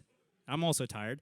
Uniswap V4 6909 and a pool party are the $1,000 each winners. Congratulations. There we go. Next up is Arbitrum. The best library and framework goes to StyleCheck for $4,000. Congratulations to wherever you are in this room. And Spyglass is the runner-up for the best framework use case.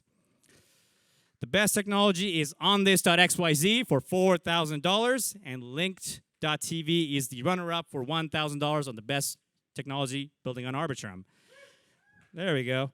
The most original project is also on this for $2,000. And Abstract Wallet is the runner-up for $500. So congratulations to both of these teams. The most ambitious project on Arbitrum is EcoMarket for $2,000, and ZeroFi is the runner-up for $500. Anyone here? Come on. What happened to the energy? And these 58 teams are going to be splitting $5,000 amongst themselves. So I hope you get to have some nice dinner tonight.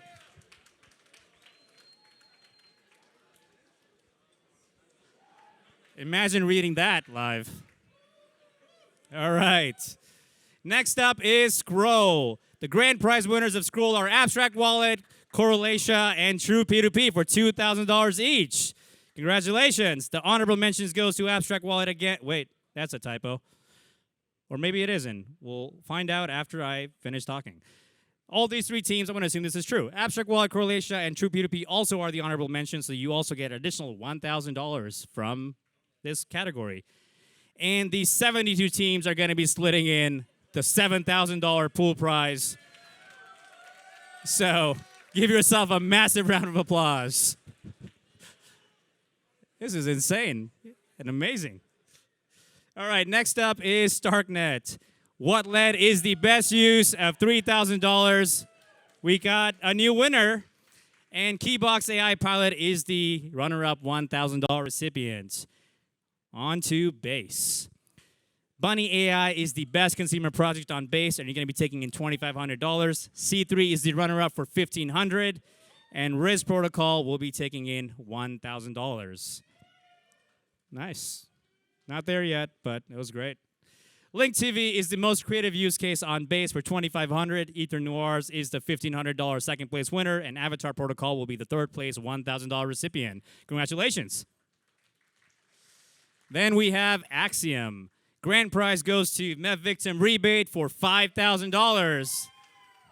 Amazing. And Fair Drop will be the best use of identity and reputation for $1,250, and Gas Gut will be the best DeFi use case winner for $1,250 as well. So congratulations. And the best incentivization category winner is Drop Our History for $1,250, and the most creative project on Axiom is going to be Integrity Proof for $1,250 as well. Congratulations to all of these teams. Next up, ApeCoin. Dune Arena is the best integration with $3,000. We have now a new contender. This is number 1. And Vouch Messenger will be the second place winner for $2,000.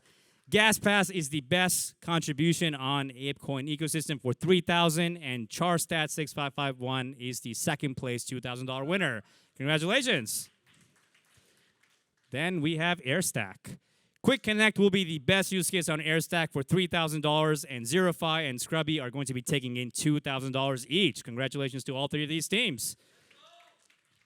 Yeah. And Data Cache, Squam Insights, Link TV, Match and Hack, Charstat 6551, and MakerMeet are also going to be taking $500 for being honorable mention and honorable use cases on AirStack. So congratulations. Then we have XDC Network. Best use goes to Bounce for $3,000. Air Tracker is the second place $2,000 winner, and Safe Invaders is going to be third place $1,500 recipient. Congratulations. And then for all these categories, Proof of Something gets $800 for Best Developer Tool. Link TV gets $600 for Best NFT on DeFi. The Best Coupon Project is exclusive for $700. And Fast and Link TV are also going to be receiving $700 additional dollars for Best Attendance Project on XDC. Congratulations to all of these amazing teams. Then we have Mantle.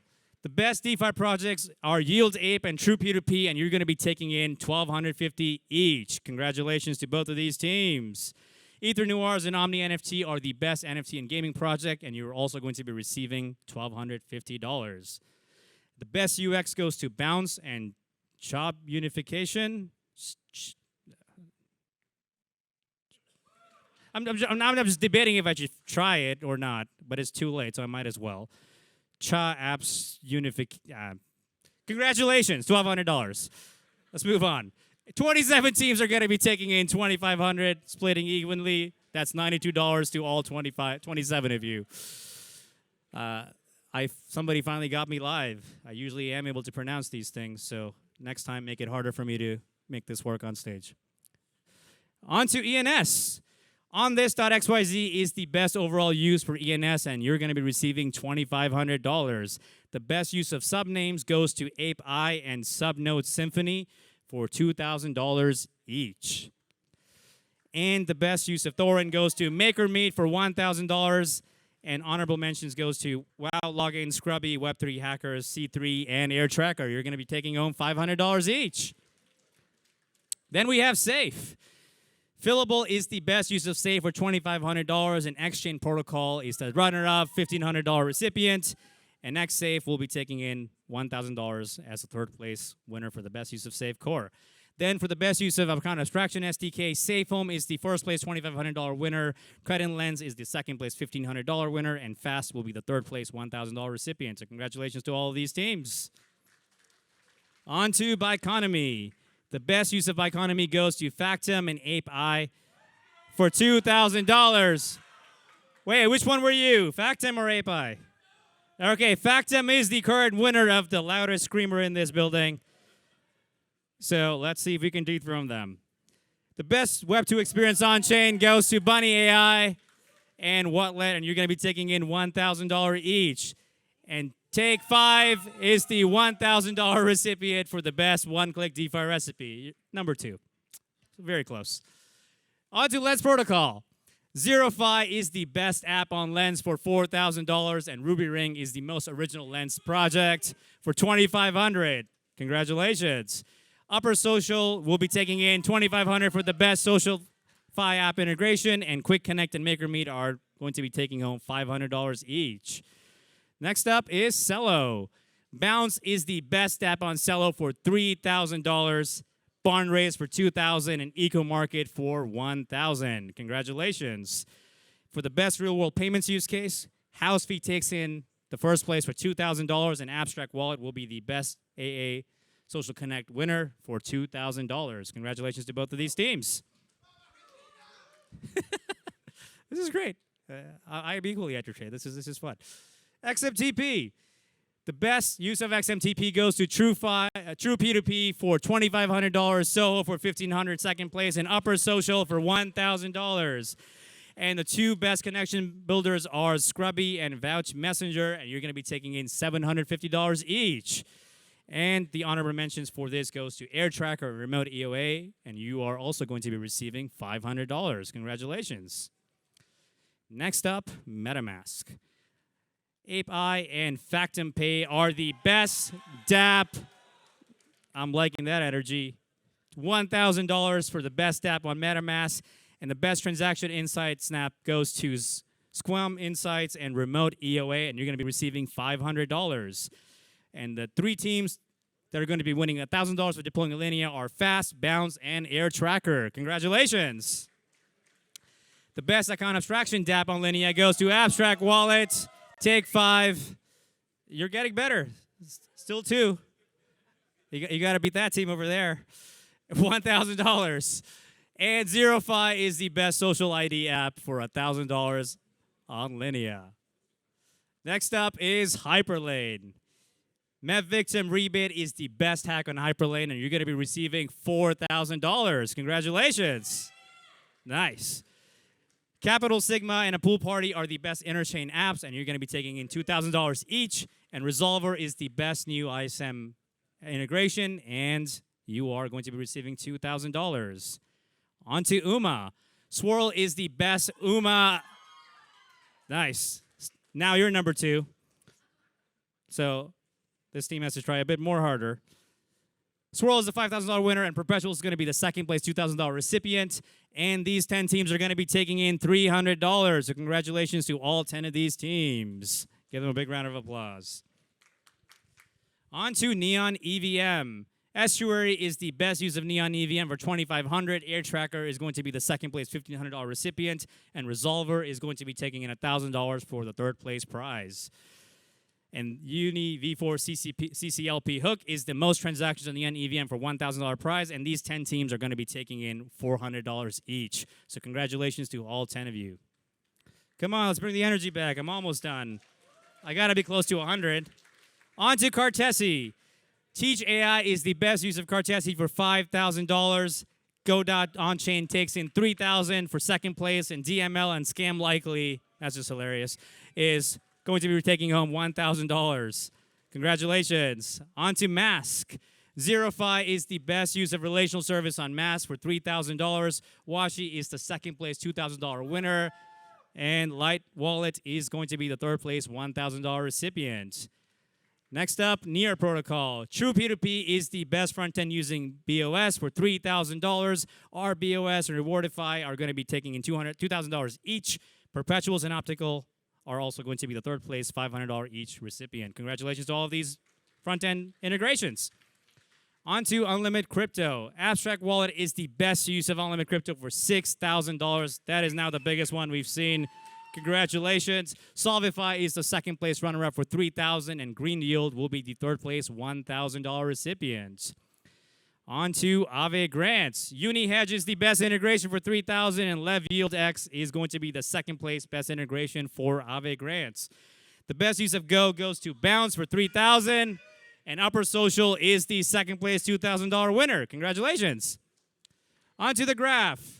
Teach AI is the best use of existing subgraph. You're going to be taking in $1,400. Unikits for $1,000, and Hagia Sophia is the $600 third place graph existing subgraph integration winner. The best new subgraph goes to Leverage Labs for $1,200, Blockhead for $800, and Reputable for $500. Congratulations to all 3 of these teams. And 28 teams are going to be winning the pool prize, and you're going to be taking $71 each.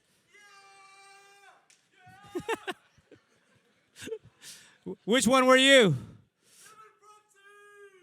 You're number 2 now. Congratulations. On to Unlock. Unleash the Lock is the best integration for Unlock for $3,000. Fixed Protocol will be the $1,500 second place winner, and Engage is the $500 third place recipient.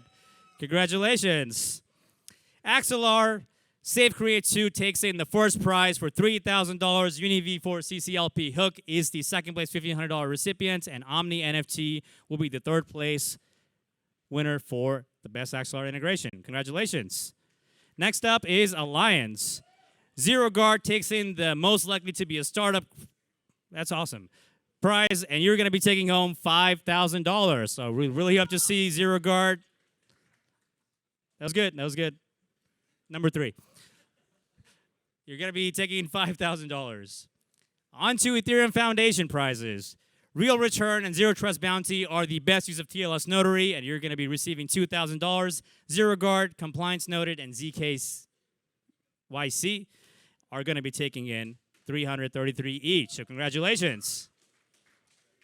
On to Mona. Mona Gator and Wallet Hub are the best use of Mona, receiving $1,500. And Mona Gator and Mona Paper are going to also be receiving $500 for the best interactive components. So congratulations. Yeah, it's okay. You can pause. I'll make you clap a lot more in 5 minutes. It's better to conserve your energy. Lit Protocol. True P2P is the first place $3,000 recipient for the best programming signing related hack, and Powdun is going to be taking in $1,000 for second place. Then 4 honorable mention goes to Samurai DocuSign, CypherSwap, DID Health, and Zero Guard, and you're going to be receiving $250 each. So congratulations to all of those teams. On to Compound Grants Program. Green Yield is the best use of Compound, or you're going to be receiving $5,000. That's awesome. On to Sunscreen. MP Privacy is the most innovative FHE project using Sunscreen, and you get $1,250. So congratulations to MP Privacy. And the best innovation on Parasol also goes to MP Privacy for $1,250 and Blind Librarian for $750 runner-up spot. So congratulations to both of those teams. Quick note. Links.tv is the best use of token API, and you're receiving $1,500. Congratulations. And the best NFT use case goes to DBeats for $1,500. And the top 5 quick note RPC winners are EcoMarket, Wallet Hub, Canoe Creek, Reputable, and Web3 backers, and you're going to be taking home $400 each. Next up, Privy. Swirl is the best UX. We got a new winner. For Best UX, $2,500 Consumer Award category goes to Bunny AI, and Solvify is the Best Integration category winner for $1,000. So congratulations to all 3 of these teams. Then we have Alio. Dark Opt Oracle is the best use of Alio for $3,000, Inner Swaps for $1,500, and ZK Tic-Tac-Toe is the 3rd place Alio contract prize winner. Congratulations to all 3 of these teams. Next up, Flashbots. Lime is the best ecosystem project on Flashbots for $2,000. Integrity Proof takes in the best, most innovative project on Flashbots for $1,500. And Mev Victim Rebate is the best data analysis hack for $1,500. Then we have Nouns. I think we're getting to the end. It's great. I need a break. The best public goods goes to On-Chain Games, 7 Proxies, Mev Victim Rebate, Happy Hamster, and Gas Pass. Okay, now, is that still 7 Proxies? I thought it was just one of you. What happened? Okay, you're number 2 now. And the best use of artwork goes to Quiztopia, Frame, Soho, Bunny AI, and ZK Social Graph, and you're going to be taking $500 each. These are all of our prizes. It's like $500,000 being given away. All of this is now visible to you on ethglobal.com/showcase. Congratulations to every single team. I think that number is the biggest we've probably ever done, and we'll probably confirm that on Twitter soon. So before we kind of call it a day, give me 5 more minutes. There's a few more things to do. Let's start with some key notices for all of you. If you saw your name up there, it does not mean that your prize is guaranteed. There we go. Now it's getting quiet. We're going to verify everybody's code base and make sure that everybody followed the rules. So it's going to take us a few weeks to do that. And if something goes wrong in that process, you'll be reached out. We'll kind of ping you. We'll ask you for clarification, whether it's something that we've seen start as a commit beforehand or something that doesn't add up or looks confusing to us, or there's only one commit with 2,000 lines or 200,000 lines. All those things will be flagged, and we'll be reviewing all of that. After that, we'll be finalizing what the actual prize list is, which means that if somebody gets removed, then values might change, and you'll be reassigned those real numbers. So you'll hear back all of that in the next 3 weeks, and we'll be distributing all the prizes by October 13th. So keep an eye out for that, and that's kind of the thing that matters. So before we end, let's go into saying some key thank yous for everybody who made this event possible. There's so many people that do the work behind the scenes to make all of this really fun and joyful for all of you. I want to make sure we get them the recognition that they deserve. So 5 more minutes and a lot of clapping for all of them. So let's get started. Let's start with thanking all of you hackers for being in this building this entire weekend and building cool shit. I want to thank all of our amazing judges. Keep the clapping going. I'm not going to say the names. It's okay. All of our judges who took the time to give you all feedback. all of our mentors and volunteers who were there the entire time, helping you out, making sure you're unblocked, all of our speakers who gave amazing workshops and talks to really help you understand what's going on, all of these hundreds of partners who were there to make sure that you get unblocked and you get to build the coolest thing that you want to build without needing to start something from scratch. And a special thanks to everybody listed here for giving us the extra time to make it a really, really cool experience in this venue, from our photographers to our volunteers to every vendor, from food to lighting to the internet. So thanks to all of them.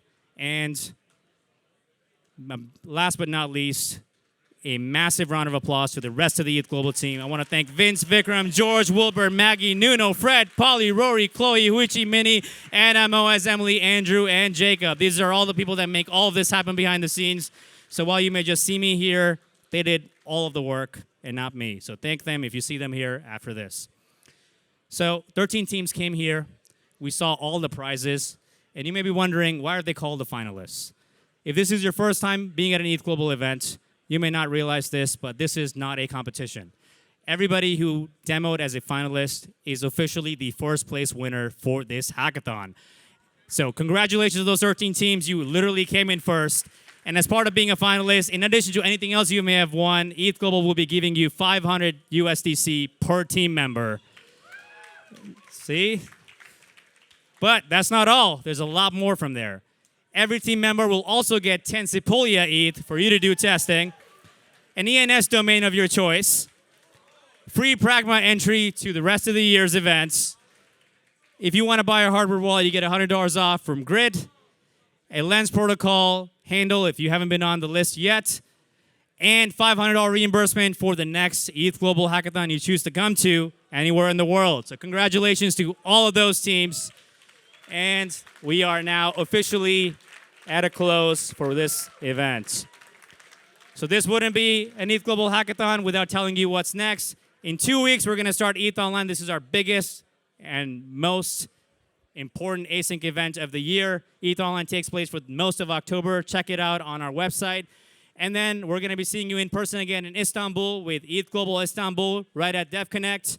And our last event of the year is going to be India, and it's going to be the world's biggest Ethereum hackathon from December 8th to 10th. Join us in India, and that concludes ETHGlobal New York and the rest of the ETHGlobal 2023 season.